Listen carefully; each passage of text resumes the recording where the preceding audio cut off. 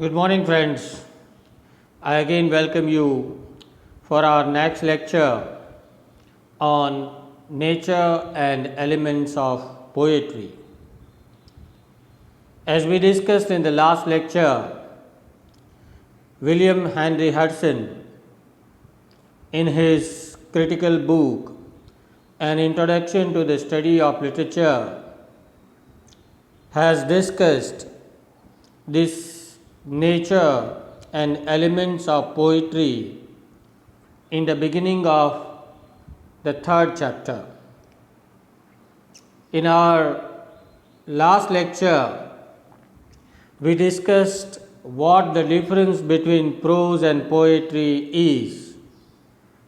We also discussed various definitions given by different critics of English literature like Mill, like Macaulay, like Sidney, Wordsworth, Coleridge, Shelley, Professor Courthope,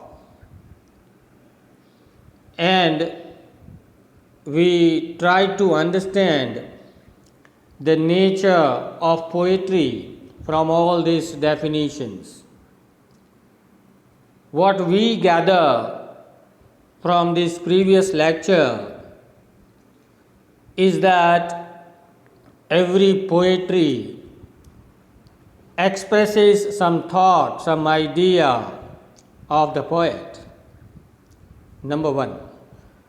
Number two is that every poetry is imaginative by nature. It carries the imagination of the poet. And to recall the arguments of the critic Macaulay, Macaulay compared poetry with the art of painting. He says, what a painter does with the help of brush and colors is done by the poets by using the tools called the words, the tools called the pen.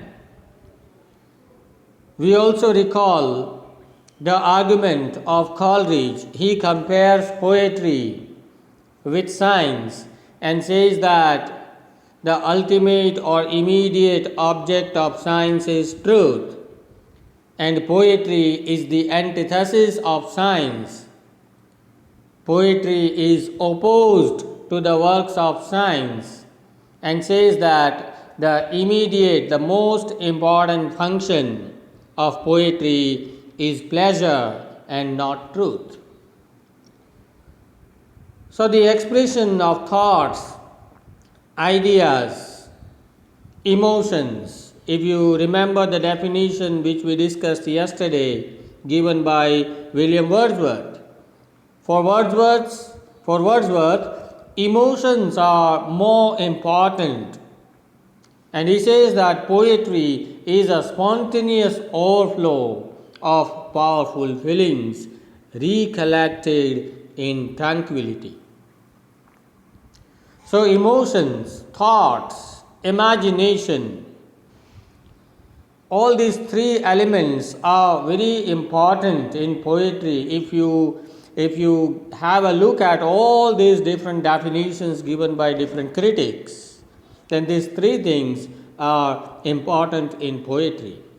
Another important thing that you must have marked in these definitions is the use of meter. Use of meter, rhyme or rhythm or melody. You can see on the screen Edgar Allan Poe. He believes that poetry is the rhythmic creation of beauty. So for him, music plays an important role, rhythm plays an important role in poetry. You can see on the screen the definition given by Carlyle. Carlyle also believes that poetry is a musical thought. So, music, according to him, is an important element of poetry. So, all in all, let's now come to the discussion of these elements of poetry after discussing different definitions of poetry. Friends, every work of art is a piece of imagination. And poetry being a work of art, poetry being a form of literature, is not an exception. And that's why imagination plays an important role in poetry also. Because when the poets write poetry, they observe this world and they try to imitate this world, this society, this life, this human nature, and they create their own world in their poetry, which is known as the world of the poets. But when they create their own world, that world, though there is a touch of realism, why? Because it is based on the real life. It is based on the real human nature, human life and human society. That's why when he copies this world into his poetry, there is a touch of realism, no doubt, in his poetry. But at the same time, he creates his world with the help of imagination. The characters whom we meet in his poetry are imaginative characters. The natural elements that we find in Wordsworth's poetry are imaginative elements.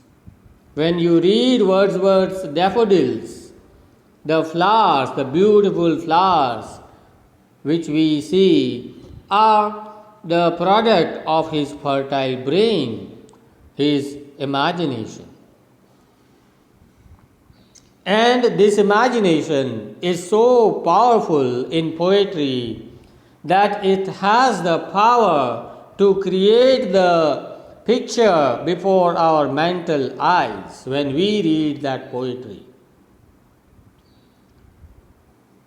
A good poetry is one in which the imagination is presented in such a manner, is used in such a manner that when we read that poetry, we visualize the picture as visualized by the poet when he was writing that poetry.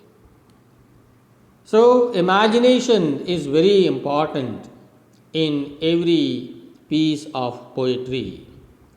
At the same time, emotions, because just now I told you, when we discussed the definition given by William Wordsworth, for Wordsworth, what a poetry is.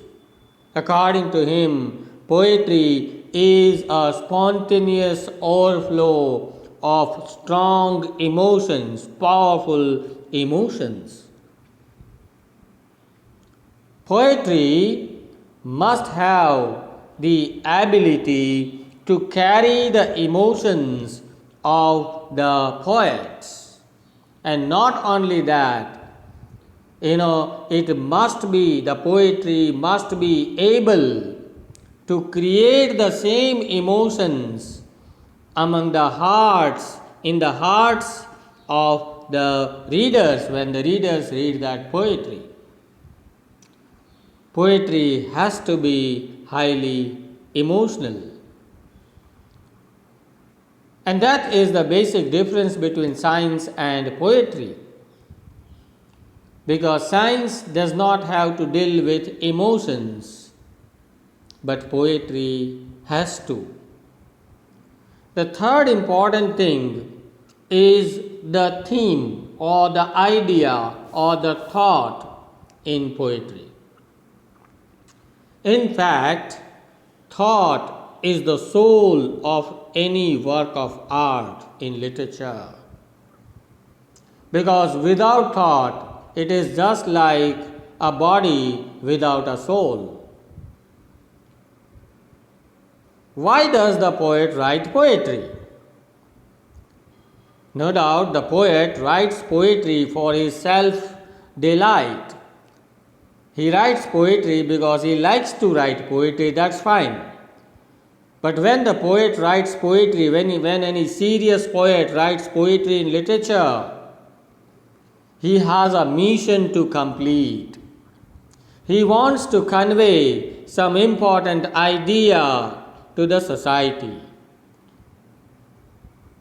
He wants to convey his own thoughts about the society, about one particular culture, about one particular human nature.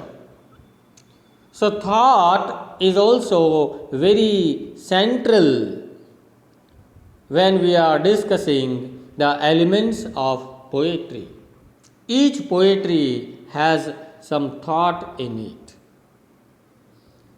If you examine the poets if you examine the romantic poets like John Keats, there is a thought, there is an idea of love. If you examine the poetry of, say, William Wordsworth, the idea of love for nature is mostly found in most of his poems. If you examine John Donne's poetry, the idea of love for women is found in most of his poems. So, idea is very cardinal when we are discussing the elements of poetry. Another important thing is the moral values. Most of the times, if we are talking about serious literature, then serious literature must release some moral messages to the readers. The readers unknowingly learn some good lessons from poetry. And that is, in fact, the function of poetry sometimes. The function of poetry is mostly to give pleasure, to delight the readers. But at the same time, some of the other critics, some other scholars believe that true poetry must teach some moral values to the society, to the citizens of the country. Plato, a great Greek philosopher who was a moralist by nature, he also believed that true poetry must give some moral message to the readers. Apart from these all four, imagination, emotions, idea, theme, and moral values, another important aspect, element, characteristic, or feature of poetry is meter and rhyme both. Because what makes poetry different from prose is meter or rhyme. Otherwise, there is not much difference between the art of writing prose and the art of writing poetry. In poetry, there is a use of proper meter, and this meter gives rhythm to the poetry, melody to the poetry, because that is the main difference between prose and poetry that we discussed in our previous lecture. Prose is to be read by the readers, but on the other hand, poetry is to be read, and at the same time, poetry is to be sung by the singers.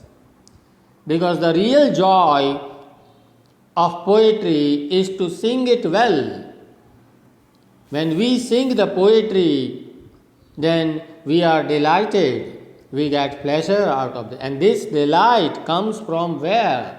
Delight comes from the element of music, and this music comes from the element of meter.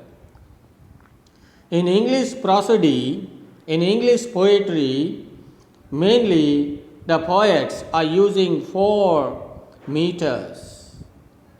One is the iambus, another is the trochee, third is anapist, and fourth is dactyl. I repeat them again. First is iambus, iambus. Another is trochee, trochy. Third meter, which is mostly used in English poetry, is anapist, anapaest.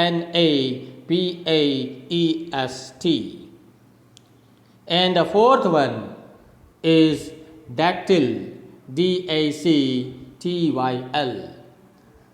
So there are some others also, like there is spheric, there is spondy, but these are the 4 major meters used by the poets in English poetry, and these 4 meters make the poetry musical, melodious, and singable, and that singable poetry gives delight and pleasure to the reader.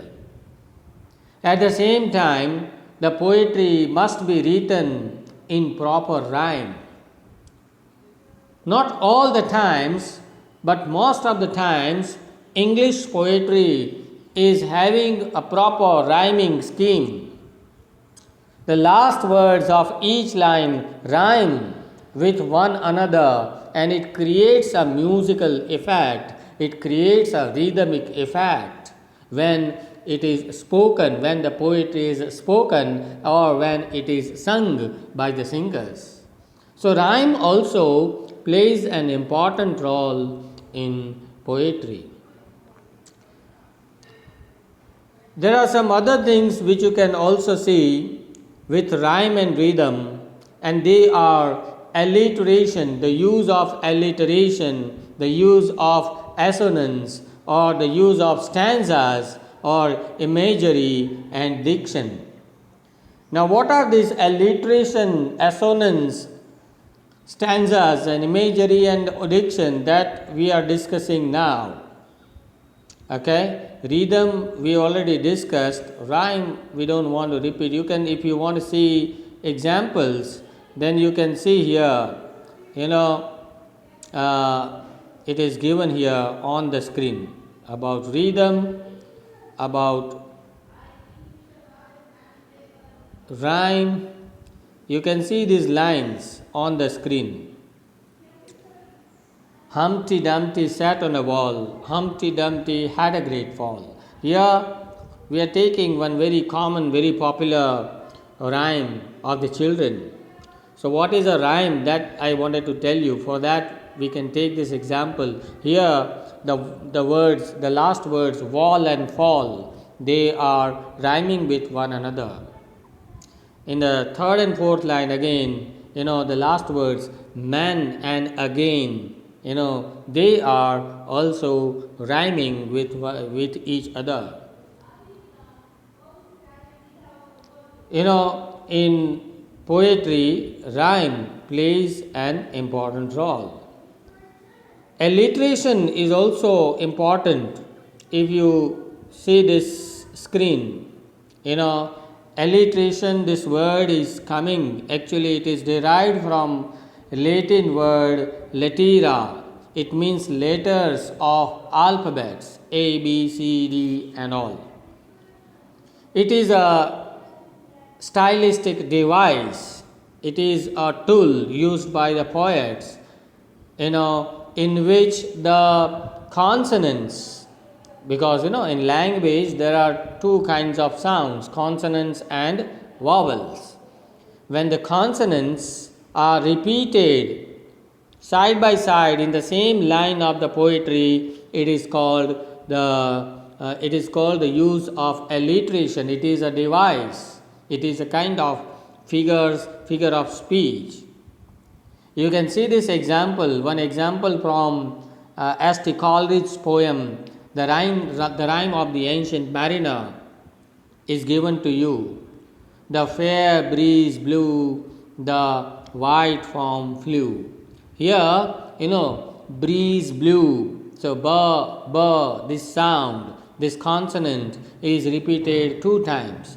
In the same manner, the white form flew. Here, this consonant is repeated 2 times. Even in the next line, the furrow followed free. Here again the sound consonant fur is repeated by the poet. And this gives an extra effect to the poetry. So use of alliteration is also important in poetry. In the same manner, assonance, the use of assonance also makes it an impressive poetry. Assonance is what? Assonance takes place when 2 or more words close to one another repeat the same vowel. It is just opposite to the figure called alliteration. In alliteration, the repetition of consonants is done by the poet. In assonance, the repetition of vowels is done by the poet. Here, you can take an example of William Wordsworth's poetry, very popular poetry, Daffodils. I wandered lonely as a cloud that floats on high o'er vales and hills, when all at once I saw a crowd, a host of golden daffodils. Beside the lake, beneath the trees, fluttering and dancing in the breeze. In the last 2 lines, you can see the vowel beneath. So the vowel E is repeated 4 times in these 2 lines. Beneath, trees, and breeze, dancing. So you can say, not only this, another vowel called O is repeated in the 4th line, a host of golden daffodils. So O in host, O in golden, and O in daffodils, they are repeated 3 times in this line. Here you can also see the rhyming at the end of the lines. The first word is cloud, which rhymes with the 3rd line, the last word of the 3rd line, crowd. Last word of the 2nd line, hills, rhymes with the last word of the 4th line, dills, therefore dills. And trees and breeze, they also, rhyme with one another. So, use of assonance and use of alliteration also is very important. What makes poetry a poetry also depends upon the use of the composition of poetry. What kind of composition is there? The poetry is composed in the form of stanzas, and prose is composed in the form of paragraphs. That is the basic difference between prose and poetry. And stanza is what? Stanza is a group of lines used by the poets. So in English poetry, traditional English poetry, we have different stanzas which you can see on the screen here. We have the stanzas like couplet, like tercet, quatrain, and sestet, quintain and sestet.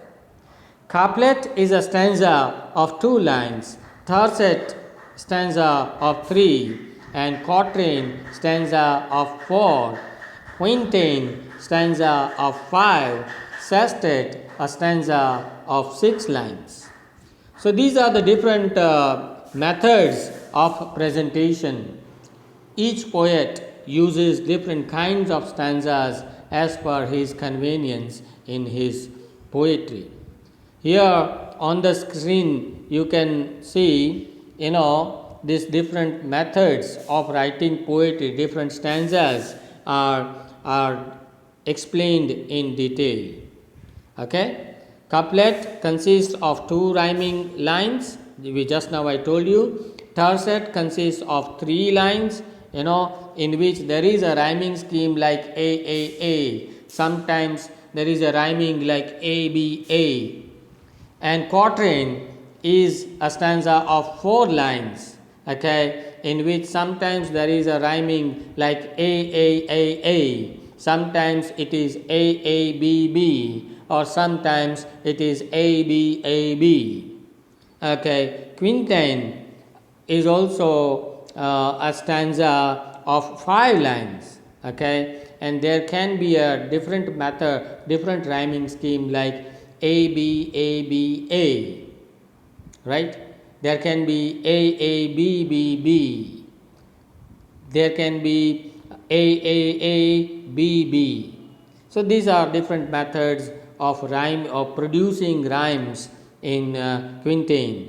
Sestet is a stanza of six lines, okay, in which different methods, different rhymings are experimented by different poets.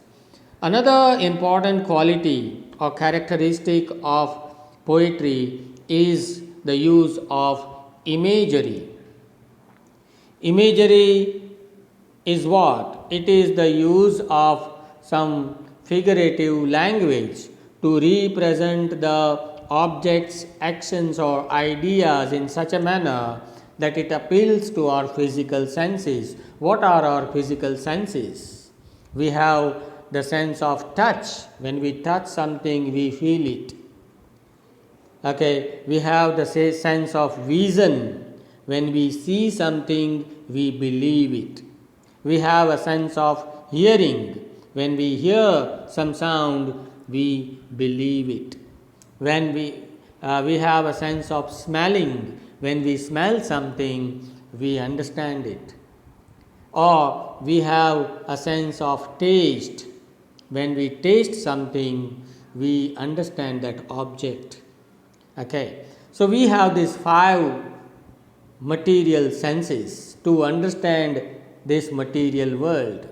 Okay, and in poetry, the poet uses imagery in order to create an effect on the reader, that the reader feels the object or the idea or the action which the poet is trying to present.